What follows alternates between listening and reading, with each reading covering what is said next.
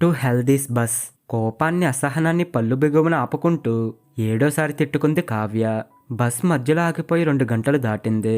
Major repair వచ్చినట్లుంది. ఇంకో గంట పైన పడుతుందంట. ప్రయాణికుల్లోంచి ఎవరో అంటున్నారు. టైం చూసుకుంది. 7 కావడానికి ఇంకా 5 నిమిషాలుంది.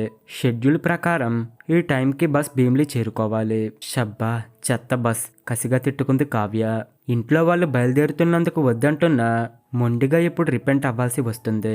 డ్యామ్, మై ఇడియాటిక్ ఐడియాన్. హై హీల్స్ ఉన్న కాలిని బలంగా నేలకేసి కొట్టి కసిగా అనుకుంది. భీమ్లీలో ఉన్న తన పిన్ని ఇంటికి వెళ్లాలన్న నిర్ణయం తీసుకున్న మరుక్షణం పట్టుదల. ఎవరాపినా ఏం జరిగినా వెళ్లాల్సిందేనని అమ్మ చెప్తూనే ఉంది. బాబాయ్కి కాల్ చేసి వెళ్ళమని, తనకేమో పిన్నిని సర్ప్రైజ్ చేయాలని. How silly and how childish. ఆకాశం ఉరిమింది. ఉలిక్కిపడి తలెత్తి చూసింది. దట్టంగా మేఘాలు. తన ఆలోచనలో గమనించనే లేదు. చుట్టూ చీకటి అల్లుకోవటం, అందమైన ముఖంలో భయం, ఉరుములా మెరుపులా. కాలేజీలో ఫైనల్ ఇయర్ స్టూడెంట్స్ లో బ్యూటీ క్వీన్, డేర్ డెవల్ గా పిలువబడే కావ్య, అడ్వెంచర్స్ అంటే ఇష్టపడే కావ్య మరుక్షణం తనను తాను సంభాళించుకుంది. అన్ని సవ్యంగా జరిగి ఉంటే చీకటి పడే లోపల తమ పిన్ని వాళ్ళింట్లో ఉండేది. తన కజిన్స్ తో అల్లరిగా మాట్లాడుతూ, తన కాలేజీ కబుర్లు మిర్చి మసాలా తినిపిస్తూ. ఈ బస్సు తప్ప మరో డైరెక్ట్ బస్సు లేదు భీమిలి వరకు వెళ్ళడానికి. మిగతా బస్సులన్నీ తరగపు వలస వరకు వెళ్తాయి. అక్కడ దిగితే మరో 6-7 కిలోమీటర్లు. ఆటోలు, వ్యాన్లు ఉంటాయి బోల్డ్. ఆకలిగా అనిపించింది. టైం చూసుకుంది. 7 దాటింది. My God. తను కూర్చున్న చోట నుండి బస్సు దగ్గర జనం గుమ్మికూడి పెద్దగా మాట్లాడుకోవడం వినిపించింది. కావ్య లేచి బస్సు దగ్గరకు నడిచింది. కొంతమంది ప్యాసింజర్స్ బస్సు వాళ్లతో పోట్లాడుతున్నారు. ఇప్పుడప్పుడే బస్సు రిపేర్ అవ్వదట. ఏదైనా మరో బస్ వస్తే పంపిస్తారట. ఆ పని ముందే చెప్పి ఉండొచ్చుగా ఈడియట్స్. కావ్య ప్యాసింజర్స్ ని కళ్ళతోనే లెక్క పెట్టింది. ఓ 10 మంది ఉంటారు అంతే. అంటే చాలా మంది మధ్య స్టాప్స్ లో దిగిపోయారు. ఈ 10 మందిలో భీమిలి వరకు వెళ్తున్న వారు ఎంతమంది ఉంటారో మొదట వాకాబు చేద్దామనుకుంది. ఆ తర్వాత వద్దని మానుకుంది. ఎంతమంది వస్తే తనకేంటి? తానేం పెరిగిది కాదుగా. ఎవరో తోడు ఉండాలనుకోవడానికి. ఏదో బస్ వస్తుంది. కండక్టర్, డ్రైవర్, కొంతమంది ప్యాసింజర్లు దాన్ని ఆపడానికి రోడ్డుపైకి వెళ్లారు. బస్ ఆగింది. అది విశాఖపట్నం వెళ్తున్న బస్. అందరితో పాటు తాను ఎక్కింది ఎయిర్ బ్యాగ్ భుజానికి తగిలించుకొని. టైం 7:40 దాటింది. బస్ కదిలిన పావుగంట కల్లా వర్షం ప్రారంభమైంది. కావ్య కిటికీలోంచి వర్షం చూస్తూ ఎంజాయ్ చేస్తుంది. తనకెంత ఇష్టమో వర్షంలో తడవడం అంటే. సముద్రపు ఒడ్డున వెన్నెల్లో మెరిసే ఇసుక రేణువుల సోయగాల్ని చూడటం, ఉవ్వెత్తున ఎగసిన కెరటం పైన నాట్యమాడే తుంపర్ల పడే ఆరాటం గమనించడం ఎంత బాగుంటుందో. ఉధృతంగా వీచిన గాలికి కావ్య ఒక్కసారిగా తడిసిపోయింది. డామిట్, బయట బోరుమని వర్షం పడుతుంది. దానికి తోడు గాలి బలంగా వీస్తుంది. సైక్లోనేమో ఎవరో పక్క వాళ్లతో అంటున్నారు. తరగపు వలస వచ్చేసింది. బ్యాగ్ తీసుకుని కావ్య దిగి అందరితో పాటు పరిగెత్తింది బస్ షెల్టర్ వైపు. ఒకే ఒక స్ట్రీట్ లైట్ కాంతిలో పక్కన ఉన్న వ్యక్తులు కూడా మసగ్గా కనిపిస్తున్నారు. ఆ వెలుతురులోనే టైం చూసుకుంది కావ్య. 9:50. కొద్దిగా చలిగా ఉంది. ఒళ్ళంతా పూర్తిగా తడిసిపోయింది. మళ్ళీ ఆకలి గుర్తుకొచ్చింది. లోపల కడుపులో బగబగా మండుతున్నట్లు. వర్షం కుండపోతగా పడుతుంది. షెల్టర్లోని ఒక్కొక్కరు వెళ్ళిపోతున్నారు. వర్షంలో తడుస్తూ తరగపు వలస వైపుకు కావ్య దృష్టి సాగినంతగా పరికించి చూసింది. దగ్గరలో వ్యాన్లు గాని ఆటోలు గాని లేవు. షెల్టర్ అంతా చూసింది. అందరూ వెళ్ళిపోయినట్లున్నారు. దూరంగా నిలబడి ఎత్తుగా దృఢంగా ఉన్న ఓ వ్యక్తి మసక వెలుతురులో అతని ముఖం క్రూరంగా కనిపించింది. కావ్యకి కొద్దిగా భయం వేసింది. చుట్టూ చీకటి, ఎడతెరపలేని వర్షం. షెల్టర్లో తను, అతను. చుట్టుపక్కల మనిషి సంచారం కూడా లేదు. అతనేమైనా చేస్తే? అతను అందరితో పాటు ఎందుకు వెళ్ళలేదు? కావాలని ఉండిపోయాడా? ఆ ఆలోచన రాగానే ఒళ్ళు జలధరించింది. మరోసారి అతని వైపు పరిశీలనగా చూసింది. మనిషి నల్లగా ఎత్తుగా ఉన్నాడు. మెడకి చుట్టుకున్న చిన్న గుడ్డ తప్ప ఒంటి మీద ఏమీ లేదు. యువకుడిలా ఉన్నాడు మొరటగా, అసహ్యంగా. అతను తన వైపే చూస్తున్నాడు నిశ్శబ్దంగా. పొంచి ఉన్న పులి ఒంటరిగా ఉన్న లేడిపిల్ల వైపు చూస్తున్నట్లు. అకస్మాత్తుగా కరెంటు పోయింది. అంతా గానంధకారం. అతను తన వైపుకే చూస్తున్నాడు. అయిపోయింది, అంతా అయిపోయింది. ఇప్పుడు అరిచి గీపెట్టినా వినే నాదుడే లేడు. అతను తన పశువాంఛ తీర్చుకోవడానికే వస్తున్నాడు. అతను దగ్గరకు వచ్చి నిలబడ్డాడు. కావ్య చూసింది కళ్ళ నిండా భయంతో అతని వైపు. భీమిలి వెళ్ళాలా? సమాధానం చెప్పలేదు కావ్య. అతని ఎర్రటి నిప్పు కణికల్లాంటి కళ్ళ వైపే చూస్తుంది. అబ్బా, ఎంత క్రూరంగా ఉన్నాయో కళ్ళు. ఆ గొంతు కూడా కర్కశంగా. వర్షం తగ్గేటట్టు లేదు. నేను భీమిలికే వెళ్తున్నాను, నాతో పాటు రండి. అతను సమాధానం కోసం చూడకుండా రోడ్డు మీదకి వెళ్ళిపోయాడు. కావ్య శిలాప్రతిమల అచేతనంగా అక్కడే నిలబడిపోయింది. అతను నడుస్తున్న వాడల్లా ఆగి వెనక్కి తిరిగి చూశాడు. కావ్య కదల్లేదు. వేగంగా వెనక్కి తిరిగి వచ్చాడు. కావ్య వణికిపోతుంది. ఇప్పుడు తనని బలవంతంగా లాక్కెళ్ళిపోతాడేమో, తనని తాకి రెచ్చిపోయి పాడు చేస్తాడేమో. భగవాన్, ఎంతటి శిక్ష! ఓ క్షణం కళ్ళు మూసుకుంది. కళ్ళు తెరిచి చూసేటప్పటికి అతడు తన ఎయిర్ బ్యాగ్ భుజానికి తగిలించుకొని రోడ్డు మీదకి వెళ్ళాడు. కొంత దూరం వెళ్లి ఆగి వెనుతిరిగి కావ్య వైపు చూశాడు. డ్రాకులా సినిమాలో క్రిస్టఫర్ చూపుల చీకట్లు కూడా అగ్నిశిఖలాల్లా మండుతున్న కళ్ళతో ఆ చూపుల్లోని శక్తికి వశీభూతురాలై నిద్రలో నడిచినట్టు బయటికి నడిచింది కావ్య. ఒక్కసారిగా బిందెలతో నీళ్లు కుమ్మరించినట్టు ఒళ్ళంతా తడిచిపోయింది. అసంకల్పితంగా అతని వైపే పరిగెత్తింది. అతని విశాలమైన శరీరం జల్లు నుంచి కొంత కాపాడుతుంది. అతను నిశ్శబ్దంగా నడుస్తున్నాడు. అతని వెనక భయం భయంగా కావ్య నడుస్తుంది. కసాయివాడి వెంట నడిచే గొర్రెపిల్ల అనుకుంది కావ్య. గాలి ఉధృతంగా వీచినప్పుడల్లా కావ్య శరీరం అతని వీపు కతుక్కొని పోతుంది. అలా కనిపించింది కావ్యకి. ఆ కళ్ళల్లో కామం.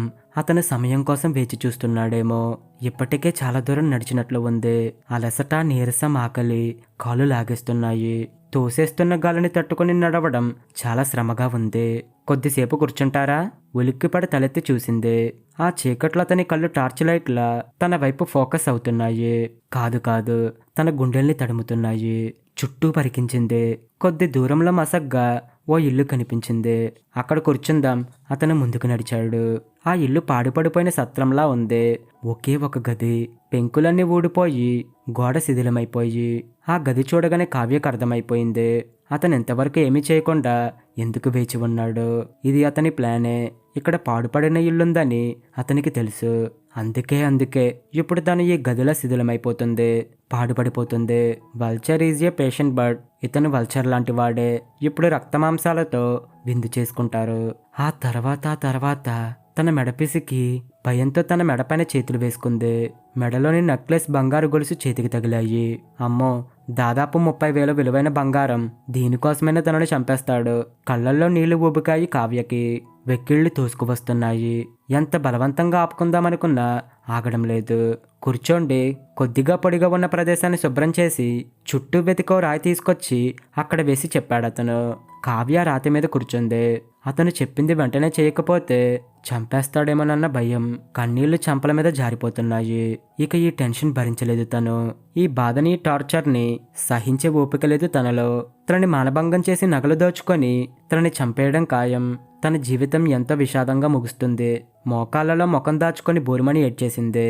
అలా ఎంతసేపు ఏడుస్తూ కూర్చుందో తలెత్తేసరికి అతను ఆ గదిలో లేడు.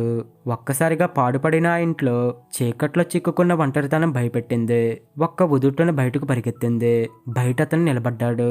వర్షంలో తడుస్తున్న నిటారైన స్తంభంలా, దేనికి చలించని బలమైన గోడలా. అలికిడికి తల తిప్పి చూసి పోదామా అన్నాడు. సమాధానం కోసం ఆగకుండా ముందుకు నడిచాడు. ఆశ్చర్యం, ఆనందంలో తలమునకలవుతూ అక్కడ ఆగిపోయిన కావ్య స్పృహలోకి వచ్చి పరిగెత్తింది అతని చాటుకి. ఏదో బరువు దిగిపోయినట్లు మనసు ఉల్లాసంగా ఉంది. ఇప్పుడు వర్షంలో తడుస్తూ గాలికి ఒళ్ళు జివ్వుమని లాగుతుంటే ముడుచుకొని పోతూ నడవడం ఎంత బాగుందో. అతనికి దగ్గరగా బదిగి నడుస్తుంది కావ్య. దృఢంగా బలంగా ఉన్న అతని వీపుకి బాగా తడిసిన తన శరీరం తగిలినప్పుడు శరీరంలో విద్యుత్ ప్రవహించినట్లు వేడి ఆవిర్లు వస్తున్నాయి. గాలి ఊపుకి అతన్ని గట్టిగా హత్తుకుపోయింది. అతని వీపుకి తన శరీరానికి మధ్య నలిగిపోతున్న తన యవ్వన సంపద. తలెత్తి అతని వైపు చూసింది. అతని కళ్ళు ఎర్రగా మండుతున్నాయి. అతను మాత్రం చలించినట్లుగా నిర్వీకారంగా నడుస్తున్నాడు. అలనాటి రాకుమారుడిలా హుందాగా నడుస్తున్నాడు.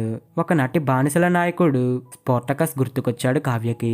బట్టలు వేసుకున్న కళ్ళల్లో కామం, రాణుల అందం కోసం అనచ్ఛాదితమైన శరీరంతో గోదాలోకి దిగి పోరాడిన నిగ్రో బానిస యువకుడిలా ఎక్కడో పిడుగుపడింది. కావ్య భయపడకుండా అతని బలమైన చెయ్యామని దగ్గరకు హత్తుకుంది. గువ్వలా ఒదిగిపోయింది కావ్య. ఎంత హాయిగా ఉంది. శరీరం కంపిస్తుంది. కళ్ళు జ్వలిస్తున్నాయి కోరికతో. నిద్రలో ఉలికిపడిన పిల్లలను తల్లి గుండెలకు హత్తుకొని బొజ్జగించినట్లు అతని కావ్య వీపు మీద భయపడాల్సిన అవసరం లేదన్నట్లుగా కొద్దిగా తట్టి వదిలేశాడు. కావ్యలో చిరాకు, అసహనం. తను తన ఫ్రెండ్ రాధిక కలిసి వాళ్ళింట్లో దొంగచాటుగా చూసిన సినిమా గుర్తుకొచ్చింది. ఇప్పుడు చలిగలేదు కావ్యకి. ఒళ్ళంతా కాలిపోతుంది.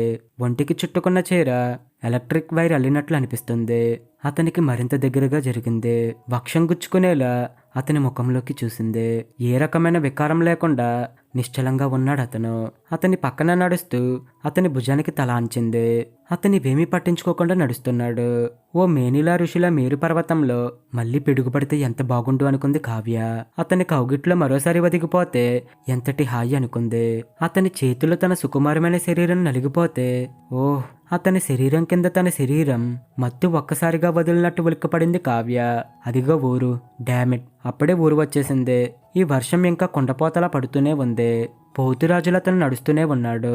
కావ్య వెళ్లాల్సిన ఇల్లు కూడా వచ్చేసింది.